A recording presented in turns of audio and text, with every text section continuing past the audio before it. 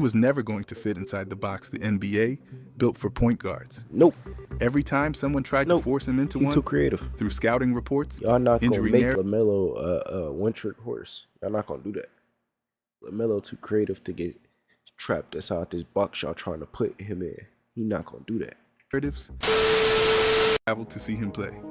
For most front offices, bro was hooping with the AirPods in. Maybe that's where it started right here. Bro was hooping with the AirPods in. You feel me? LaMelo remained.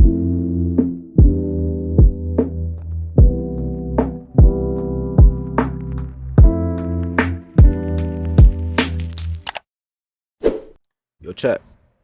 Say what's good to YouTube, fucking. YouTube. Say what's good to this sub button, twin. I don't know who country, Hoop County is. I call him Hoop Country. He ain't country, my nigga. I don't know who Hoop County is, but hey, we gonna figure it out today. Look, y'all in the chat too, put y'all vest on. Y'all nigga gonna drown. You talking about neck up. LaMelo Ball is becoming exactly what the NBA feared the most. What is that? What the fuck did the NBA fear the most? I have no clue. A nigga who hoop like he playing with AirPods in his fucking ears. He be hooping, but he hoop like he don't got no fucking teammates. This nigga take 45 dribbles and 50 fadeaway shots. Like, all right, we gonna go straight into it. A lot of guys are good players, but how do you LaMelo get is good, but LaMelo to me plays street basketball. And you think that's going to change? I think he has to be more serious about what he does on the court.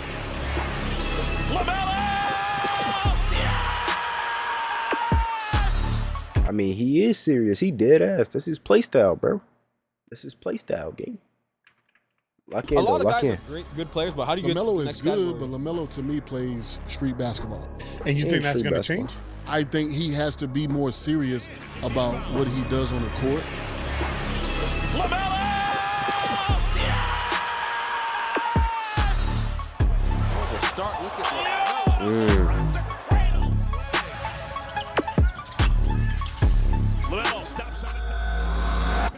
Melo play highlight ball.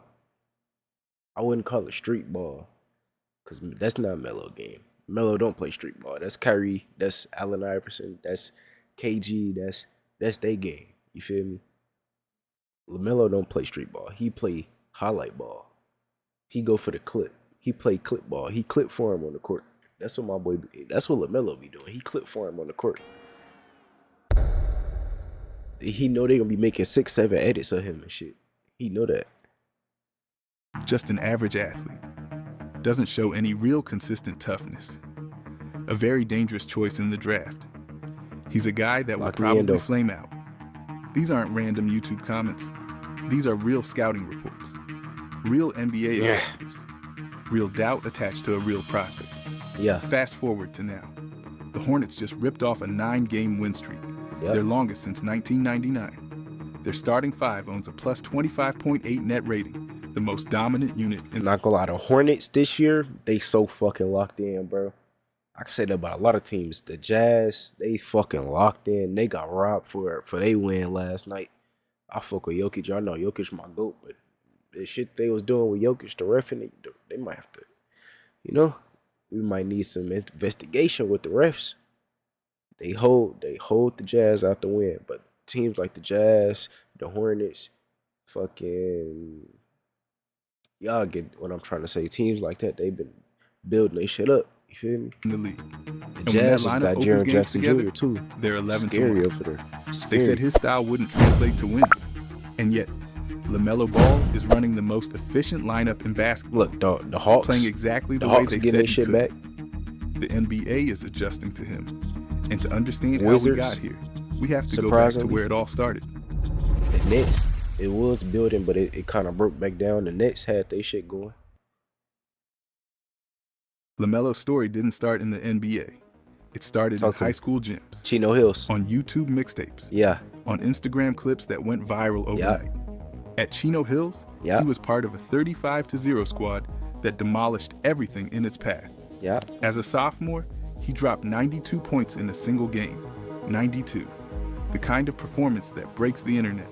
But even then, the criticism followed. Yeah. Stat padding, no defense, selfish. The flair was labeled reckless. The confidence was called arrogance. And that became the pattern. Every achievement came with an asterisk. The traditional path to the NBA runs through one gate: college. Dominate in high school, commit to a powerhouse program, boost your stock, declare.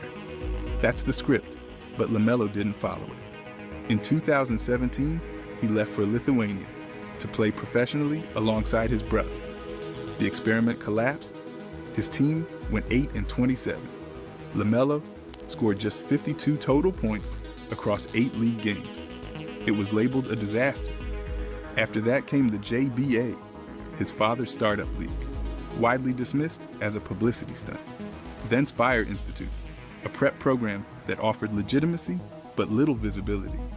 Most NBA scouts never traveled to see him play. For most front offices, bro was hooping with the AirPods in. Maybe that's where it started right here. Bro was hooping with the AirPods in. You feel me? LaMelo remained a mystery, a teenage celebrity with more headlines than live evaluations. Then came Australia. In 2019, LaMelo signed with the Illawarra Hawks in the NBL. No circus, no cameras, just professional basketball against grown men. And at 18 years old, he put up 17 points, 7 rebounds, and 7 assists per game. Okay. His assist-to-turnover ratio, 2.83 Come here. assists Hold per on. game. He put up assist-to-turnover Give me ratio, those. 2.83, Hold on. a number that screamed decision-making maturity. Other 5-star Hold on, come prospects on. had gone overseas Where you going? and struggled with the physical transition. LaMelo thrived in it. His draft stock exploded. He jumped over 20 spots in mock drafts. Scouts who once called him a gamble started calling him a top 3 talent. On draft night 2020, the Charlotte Hornets made the call. 3rd overall pick, LaMelo Ball, the highest drafted American-born player to ever bypass college for overseas development. The bet was placed. The pressure was real, and the doubters were watching. But LaMelo wasted no time proving he belonged. What came next should have silenced every critic. Instead, it set the stage for the real test. Talk to me. From the moment LaMelo stepped on an NBA Eddies. court, he looked like he belonged. As a rookie, he put up 15.7 points, 5.9 rebounds, 6.1 assists, and 1.6 steals per game. Yeah. He led all first-year players in assists and steals. He wasn't just keeping up, he was setting the pace. By season's end, LaMelo took home the Rookie of the Year award. Yeah. The same unconventional style that scouts questioned was now producing elite results That's when at he the was wearing highest two. level. Year 2, even better. Through his first 47 games of the 2021-22 season, LaMelo averaged 19.6 points, 7.1 rebounds, and 7.5 assists. At just 20 years old, he earned his first All-Star selection. He became only the 5th player in NBA history to reach 5,000 points, 1,500 rebounds, and 2,000 assists in his first 300 career games. The company? Magic Johnson, Oscar Robertson, Walt Frazier, Luka Doncic. That's not a list you stumble onto. That's generational territory. Yeah. The leap from All-Star Them to names in All-NBA that list, felt that's inevitable. crazy names. LaMelo was on the verge of taking over the league. And then just when it seemed like everything was clicking, his body began to break down. Yep. It started in the 2022-23 preseason, a grade 2 left ankle sprain. I remember, He bro. missed the first 13 games. I think this started all the injuries, though. I'm not gonna lie, because bro wasn't really having them problems. Like, you feel me? It was smooth, like bro just said. Bro wasn't having these injury problems until this. 3 games into his return, he re-injured the same ankle. A month later, he sprained it again. Then came the real blow, a fractured right ankle in February that required surgery. Season over. Just 36 games played. The next year looked promising. LaMelo came out scorching, averaging nearly 26 points through his first 14 games. But the surgically repaired ankle flared up again. Another shutdown. Only 22 games total. Then 20, 24 to 25. A calf strain. Recurring ankle soreness. Wrist issues. Charlotte eventually shut him down for the season. 47 games. The numbers tell the story. In his first 2 seasons, LaMelo played 82% of possible games. Over the next 3, just 43%. For his career, he's been available for only 57% of the Hornets' games. With every absence, the critics circled back. Too fragile, too thin, not built for the physicality of this league. If he can't stay on the... Bro, if you gonna say that, you can't say that. Tell me why the fuck Jokic out all the time. Tell me why the fuck Giannis out all the time. Tell me why the fuck these big brolic ass niggas always having the same injury problems. That's not the problem, bro. Floor, he can't lead a team to wins, That's it. and the record didn't help. Charlotte committed $204 million to him in 2023. Over the next 3 seasons, the Hornets went 67 and 179, dead last in the entire league. For many, that became Exhibit A, losing player, empty stats. Can't build a winner around him. The same unconventional path that once made him unique now looked unstable. The doubts weren't whispers anymore. They were headlines. But when LaMelo returned for the 2025-26 season, something this season felt right different. here? No, that was last year. It's 26-27. When LaMelo came back for the season, Charlotte wasn't taking any chances. The organization had seen what happens when you push him too hard, too fast. So this time, they built a system around preservation, minutes restrictions, load management. At times, they even brought him off the bench, not because he wasn't good enough to start, but so he could close games fresh in the fourth quarter. And LaMelo bought in. He understood the strategy. He supported it. Protect the engine. Preserve the franchise cornerstone. But the biggest difference this season wasn't just how Charlotte managed LaMelo. It was who they put around him. Yeah, for sure. For years, LaMelo carried rosters that weren't ready. Young pieces still developing. Injuries gutting depth. Lineups that change week to week.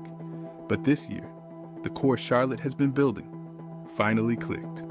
Brandon Miller is 23 years old and has evolved into a legitimate 3-level scoring threat. Yeah. He can get to the rim, pull up from mid-range, and stretch defenses from deep. Yeah. He's no longer a project, he's a problem. Then there's Millie a Con bucket. Knipp, Con the man. rookie out of Duke, is shooting 48.0% from the field, fucking sharpshooter. 43% from 3, and 89.9% While Moose on the ground holding his neck. 43% from While Big Moose on the ground holding his 3, neck. and 89.9% from the line. He's won God Eastern damn, Conference Con Rookie of the dunking on Month shit? for October/November, and again for December. At 20 years old, he's already one of the deadliest shooters in the league. Yeah. Miles Bridges brings veteran presence and scoring punch. Demon. Moussa Diabate provides rim protection and energy. And for the first time in LaMelo's career, he has a supporting cast that can actually support him. Ball, Miller, and Knippel have quietly become one of the most dangerous 3-man shooting combinations in the NBA. Together, they're redefining what Charlotte basketball looks like. And the results? They speak for themselves. In January 2026, the Hornets ripped off a 9-game winning streak, the franchise's longest since 1999. Not against bottom feeders either. They beat Orlando. They beat Dallas. They beat Denver, Houston, San Antonio. Quality opponents, convincing wins. This season, it was surprising when they beat Denver. I ain't gonna lie. I knew they was on to something. 7.4 assists and 4.8 rebounds. Efficient, controlled. But here's the number that matters most. 45 games played this season. Yeah. That's his longest healthy stretch in years. Facts. And when that starting 5 takes the floor together, Ball, Knippel, Miller, Bridges, Diabate, it's something to watch. I ain't gonna lie. I haven't missed a Hornets game since, I don't know. I've been watching all the Hornets games, bro. The Hornets games is entertaining. I'm telling you. They're staggering. A plus 25.8 net rating. They're scoring 146 points per 100 possessions while allowing just 103. Rockets, their record Lakers, when they open games together, like 11-1. Peak teams to That's watch not right a fluke. now. That's not small sample noise. That's the most efficient, high-usage lineup in basketball. Better than Oklahoma City. Better than Denver. Better than anyone. The critics spent years asking one question. Does LaMelo's style actually translate to winning? The numbers finally have an answer. Talk to me. LaMelo Ball has long been criticized for his playing style. Yeah. The one-legged threes. Yep. The crazy step-backs. The no-look passes that feel more playground than playbook. His creativity borders on reckless, they said, The flair. I was about to say, I noticed that they don't really like creativity, bro. They want everybody to do the same exact fucking thing. They don't like creativity. Undermines like that, discipline. Sure, it's fun to watch, but it doesn't win. On the surface, it makes sense. LaMelo plays with a looseness that looks improvisational. He takes shots most coaches would bench a player for. He throws passes into windows that shouldn't exist. You know it's crazy. The coaches tell LaMelo to play like not that. a grind. They say, LaMelo, but here's what the you critics feel like shooting that bitch, you shoot when that LaMelo bitch. Ball is on the floor, Charlotte posts an offensive rating of 112.6. When he sits, that number drops to 108.5, a figure that would rank the Hornets in the bottom 5 of the entire league. That's not noise. That's a 4-point swing, based purely on his presence. His 6'7" frame lets him see over defenses and thread passes that most guards can't even attempt. Yep. He stretches opposing schemes from near half court, pulling defenders out of position before the Every play game, even the announcers begins. are gonna let you know this He nigga manipulates 6'7". coverages with a flick of the wrist, creating advantages his teammates don't have to work for. The problem was never impact. It was availability and the roster around him. For years, LaMelo didn't have a consistent supporting cast. For years, he wasn't healthy enough to prove the doubters wrong. But now, he has both, and the results are undeniable. There's a comparison worth making here. A few years ago, people looked at Shai Gilgeous-Alexander the same way. They saw the talent. They questioned whether it led to winning. SGA flew under the radar until OKC's supporting cast leveled up, until the Thunder surrounded him with the right pieces. Once that happened, the narrative flipped overnight. Suddenly, he wasn't just talented, he was a winner. Sound familiar? Now Charlotte has its supporting cast. Brandon Miller is emerging as a legit 3-level star. Konkanipo is one of the deadliest shooters in the league as a rookie. Miles Bridges and Moussa Diabate bring physicality and balance. For the first time in LaMelo's career, the infrastructure matches the talent, and the narrative is changing. LaMelo recently became just the 5th player in NBA history to record 5,000 points, 1,500 rebounds, and 2,000 assists in his first 300 career games. The names beside him: Magic Johnson, Oscar Robertson, Walt Frazier, Luka Doncic. That's not empty production. That's not hollow stats on a bad team. That's historic output from a player whose impact has always been real. It just needed the right context to translate into wins. And now it has. The same people who said his style wouldn't work are now watching Charlotte climb the standings. Facts. The same scouts who called him a gamble are watching his starting 5 dominate at a historic level. The same narratives that followed him from high school to Lithuania to Australia this was making to us the win. NBA are That's finally making being a win, rewritten. though. That's Shit. the part the league got wrong.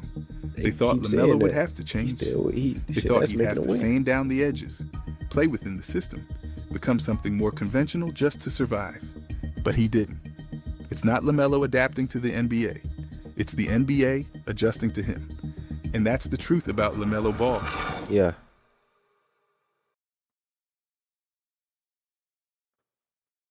He was never going to fit inside the box the NBA built for point guards. Nope. Every time someone tried to force him into He one, too creative. through scouting reports, Y'all not gonna injury make narrative, LaMelo a one-trick horse. Y'all not gonna do that. LaMelo too creative to get trapped inside this box y'all trying to put him in. He not gonna do that. narratives, doubts about his maturity, he came back and played even more like himself. The Hornets aren't winning in spite of who LaMelo is. They're winning because LaMelo of gonna who go he play is. LaMelo. That's what he gonna Charlotte do. sits at He gonna be 26-29, holding the 9th seed in the East, chasing their first playoff appearance in nearly a decade. The core is He healthy. gonna just be the point The guard. chemistry he is gonna be real. LaMelo Ball. The foundation is set. Now the question is, can Charlotte turn this surge into a real playoff run? Let me know what you think in the comments. It's a And W as video always, though, gang. hype and like the video and sure. subscribe. You know that. We are so close to 10,000 subs. Hey, bro, I'm close to 200. Y'all niggas sub up, man. W video time.